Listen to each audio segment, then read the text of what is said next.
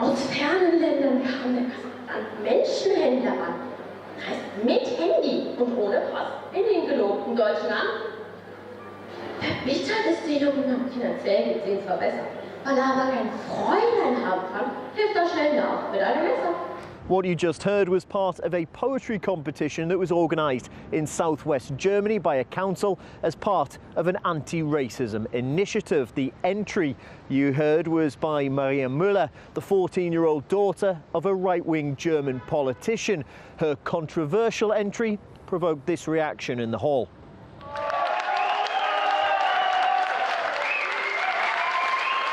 Well, despite that reaction, she was disqualified from the competition. In fact, there were boos when a different winner was announced. There has been backlash, though. Her mother, the Alternative for Germany MP, Nicole Hocher, said that their house had been daubed and spray painted with Nazi slurs.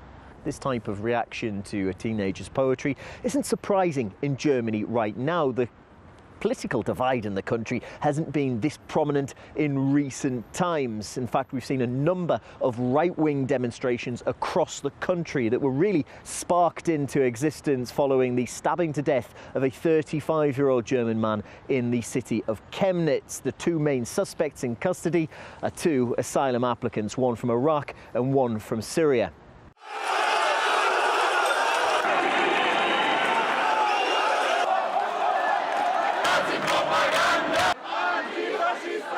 And all of this has played into the hands of the Anti-Migrant Alternative for Germany party. When they entered Parliament just over a year ago in 2017 with just less than 13% of the vote, they weren't really expected to build on that too much. We've just heard tectonic shifts, an earthquake.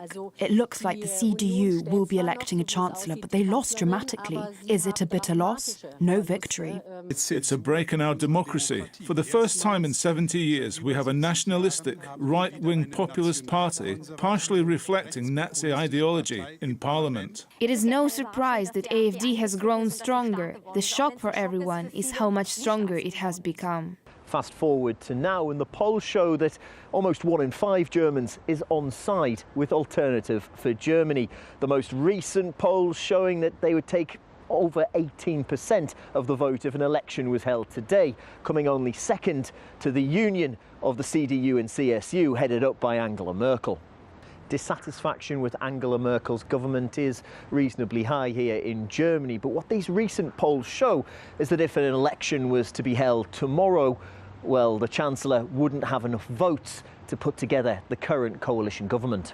A considerable minority among the German population has lost its trust into the Christian Democratic Union, into the Social Democratic Party, into the established politics and media system. Voting for the AfD is mostly, or even completely, an emotionally driven voting. Those who vote for the AfD simply want to declare we have lost trust in its established political parties. We want to punish them, and the most severe punishment for the political establishment is voting for the AfD. And this is how things are going on in Germany right now.